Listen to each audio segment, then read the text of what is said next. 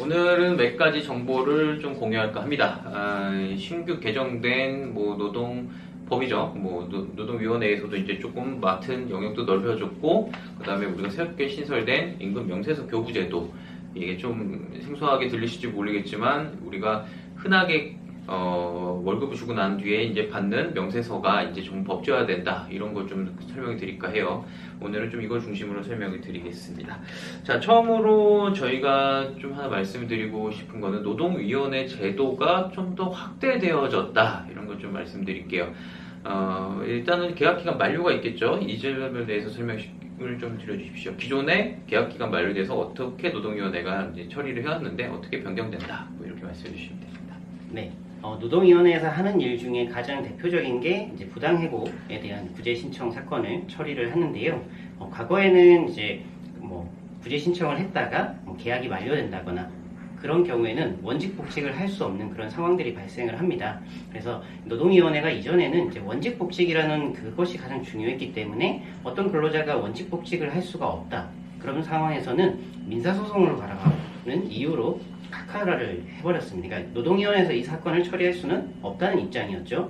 근데 이제 최근에 행정소송이나 이런 법원에서 판결들이 좀 나오면서, 아니, 노동위원회는 원직복직에 대한 명령도 할 수 있지만 임금 상당액을 주는 그런 명령도 할 수 있다. 그러니까 해고 기간에 대해서 못 받은 그런 임금에 대해서 상응하는 금품을 주라라는 명령도 할 수 있는 이 두 가지가 있는데 왜 꼭 원직복직만 강조를 하느냐라고 해서 이 임금 상당액도 굉장히 중요하다라는 판단을 했고, 그래서 원직복직을 할 수 없는 상황이라도 언제든지 구제 신청을 할 수 있게끔 법원에서 그런 판단을 한 적이 있었습니다.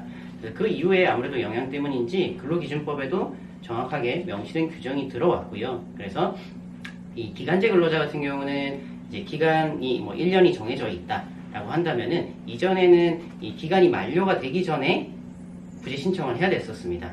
그래서 구제 신청을 하고 나서 이후에 계약 기간이 끝난다 하더라도 노동위원회 절차는 이제 진행이 될 수 있었는데, 만약에 기간이 종료가 된 이후에는 신고를 절대 할 수가 없었습니다. 이전에는. 근데 앞으로 이제 법이 개정되는 게 올해 11월 달부터니까요. 그 이후부터는 내가 기간이 만료가 되면서 해고가 됐습니다. 그랬을 때도 똑같이 부당해고로 신고를 할 수가 있다는 거죠. 물론 원직복직은 안 되겠지만 그건 가능합니다. 내가 부당해고로 인정받은 기간에 대해서 상응하는 금품은 사용자가 지급할 수 있도록 그런 규정들은 만들어졌기 때문에 이런 부분들은 참조를 해주시면 좋을 것 같습니다. 예. 이것이 시행되는 날짜가 이번 연도죠. 11월 19일부터 이제 시행이 되고요. 이제 기간제 노동자들 같은 경우에는 좀 구제 폭이 늘어난다, 이렇게 조금 설명을 드릴 수 있습니다. 그동안 오히려 비정규직에 대한 차별이 아니었냐, 구제제도에 대해서 이 문제점을 해결하려고 보인 거죠. 또 한 가지 좀 들어온 제도가 있어요. 노동위원회라는 게 사실 특징이 이행강제금, 행정벌의 부과였거든요.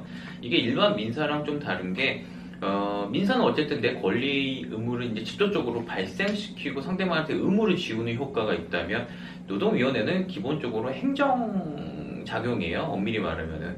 그러니까 여기에 대해서 노동자가 이기게 되면은 사용자에 대해서 이행을 강제하는 행정적 강제를 가해주는 형태로 이루어지는데, 이 방편 중 하나가 이행강제금이었습니다. 이행강제금이 뭐냐면, 노동자가 이기게 되면은 복직을 시켜라, 임금을 줘라, 이런 명령을 내리게 되는데, 이 명령을 이행하지 않을 경우에 대해서는 노동위원회는 그동안은 이행벌로서 벌금 형태로, 벌금은 아닙니다, 하여튼 금액을 내게끔 하고 있었는데, 이 금액에 대한 변동이 있었죠. 여기서 설명해 주시죠.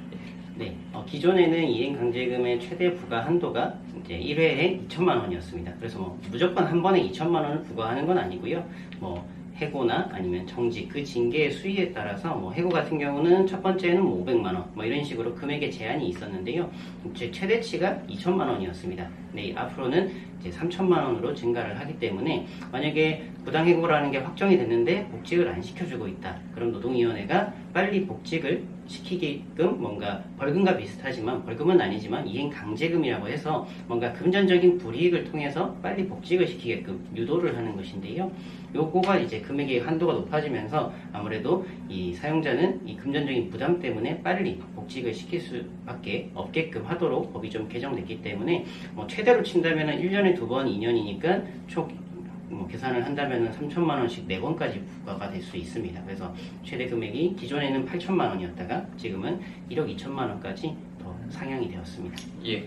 뭐 사실 뭐 대기업이나 중견급 회사만 돼도 이행 강제금이 그렇게 무겁지 않다는 이유로 그냥 진행을 하는 경우도 꽤 많았습니다. 예. 이행 강제금은 사실 이제 심리적 압박을 줄 정도로 어느 정도는 올라와줘야 이게 문제를 좀 해결할 수 있지 않나에 대한 뭐 지적이 있어갖고 뭐 그에 대한 이제 방편으로 보입니다. 노동위원회가 또 한 가지 제도가 또 늘어났죠. 이거는 뭐 시행되려면 아직 좀 기간이 남았는데요. 2022년 5월 19일부터 시행이 됩니다.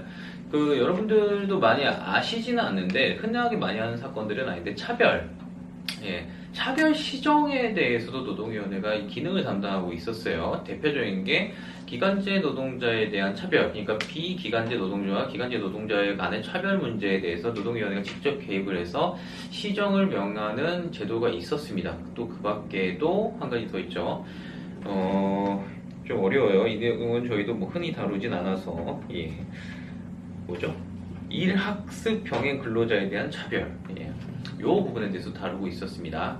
뭐 저도 실제로 본 적은 없어요. 일학습 병행 근로자에 대한 차별 문제를 다루는 거는 흔히 볼 수는 없었는데 여기 대해서 하나 추가된 게 있죠. 그 부분을 좀 설명해 주시죠. 네.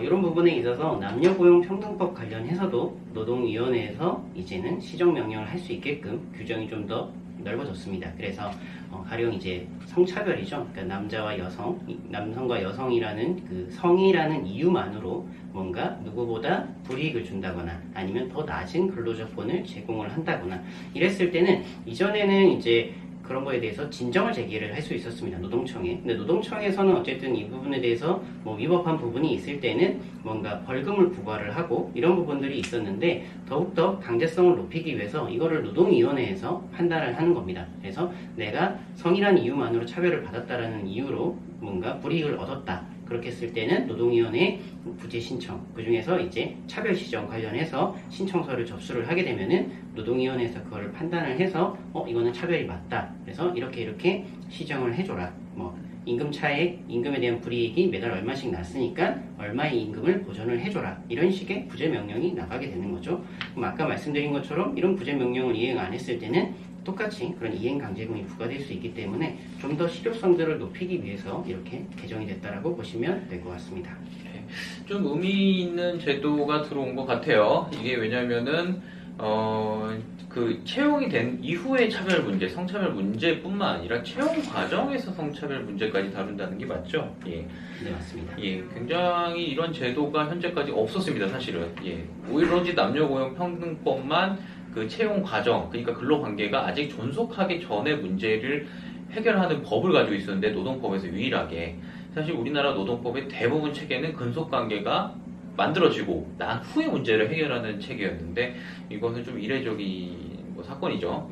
새로운 제도가 들어온다 봅니다. 내년이니까 아직은 좀 기간이 남았어요. 내년부터는 좀 유심히 좀 봐야 될 제도 같고요. 자, 또 한 가지 들어온 올해부터 시행된 제도죠.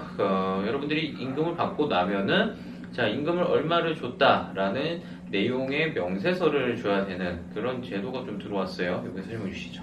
네. 저희가 이제 임금 체불 사건을 하다 보면은 임금 어떻게 받으셨어요라고 하면은 모르시는 분들이 많이 있습니다. 그러니까 임금 체불이 발생을 한다는 사업장은 좀 규모가 좀 작은 편이긴 한데요. 그러다 보니까 이제 그냥 입금만 해주는 거죠. 그래서 임금은 어떻게 받으셨어요? 라고 하면은 통장 내역밖에 저희가 볼 수가 없어요. 그러면은 세금 공제된 거니까 이게 원래 월급은 얼마인지, 수당은 얼마를 받았는지, 내가 뭐 예를 들어 연차 수당을 못 받은 게 있는지, 그러니까 통째로 뭐 한 330만 원이 찍혀 있으면은 저희가 이거를 어떤 임금이라고 볼 수가 없다 보니까 뭔가 불이익을 당한 근로자가 내가 어떤 수당을 못 받았다 이런 얘기를 하기가 굉장히 좀 어려웠습니다. 이런 문제들을 좀 해결하기 위해서 앞으로는 임금 명세서라는 것을 뭐 서면이나 아니면 이제 전자문서로서 근로자에게 주게끔 앞으로는 개정이 되고요. 그렇게 되면은 임금 구성 항목별로 써야 됩니다. 그래서 기본급 얼마, 뭐 연장근로수당 얼마, 연차수당 얼마, 뭐 자격수당 얼마 이런 식으로 해서 총 받는 금액이 써 있는 거고요. 그 중에서 어떻게 공제가 되는지 이런 내용들이 그 명세서 안에 다 들어가는 거죠. 그랬을 때는 내가 이 수당을 받아야 되는데 이 수당이 이 명세서에 없구나 라는 것을 알게 되면은 그 금액을 청구하기가 훨씬 더 쉬워지겠죠. 그래서 앞으로는 각종 수당에 대한 체불 문제나 뭐 최저임금도 마찬가지겠죠. 최저임금이 워낙 좀 복잡하게 돼 있다 보니까 그런 것들을 판단할 때도 필요하고 뭐 퇴직금 정산이나 이런 데 있어서도 반드시 이런 것들이 좀 있어야 뭐 통상임금 문제도 마찬가지입니다. 그래야 근로자들에게 불이익이 좀 덜해질 것 같습니다. 예. 어쨌든 임금에 관한 문제 대부분은 사실은 얼마를 주고 왜 줬는지를 명확하지 않기 때문에 지금 발생한 문제가 상당수 많이 있습니다. 이거 이제 도입한다는 얘기는 사업주가 정확하게 임금을 주고 왜 줬는지를 설명해라. 그 설명하지 못했을 때는 거기에 대한 입증 책임도 져라라는 좀 의미도 담겨져 있는 것 같아요. 예, 그런 만큼 임금 명세서를 도입한다는 건 굉장히 의미 있는 일이고 여기에 대해서 이제 위반이 발생했을 시에 또 거기에 대한 책임도 분명히 좀 물어야 되는 그런 제도가 아닌가 싶습니다. 자, 오늘 김노무사 TV에서는 변경되는 제도, 새로 들어온 제도 이렇게 몇 가지 설명드렸어요. 계속해서 좀 의미 있는 변화가 연마다 있습니다. 노동법만큼 법이 많이 바뀌고 새로운 제도가 들어오는 법도 좀 없어요. 그래서 이 시대 흐름을 조금만 놓치면은 바로 전혀 다른 얘기가 되는 그런 경향이 분명히 있습니다. 예. 자, 이와 관해서 뭐 궁금한 점 있으시고, 뭐 법 개정 궁금하신 거, 뭐 법 개정 자체가 저희 질문 드릴 수는 없어요. 왜 개정했냐는, 저희가 아니라 국회에서 하는 일이기 때문에, 저희가 뭐 그 의미와 그것을 어떻게 여러분들한테 이용이 되는가는 설명드릴 수 있으니까, 간단하게 질의사항 저희 네이버 카페에 여기 나가니까, 주소 나가니까 올려주시면 되고요. 댓글도 남겨주셔도 되고, 그렇습니다. 또 카카오톡으로는, 친구 찾기, 노고 시선을 찾으셔서, 남겨주시면 저희가 짤막짤막한 내용으로 답변 충분히 드릴 수 있도록 좀 할게요. 자, 오늘 여기까지 마치고요. 좋아요, 구독까지 좀 부탁드리겠습니다. 마치죠. 감사합니다. 감사합니다.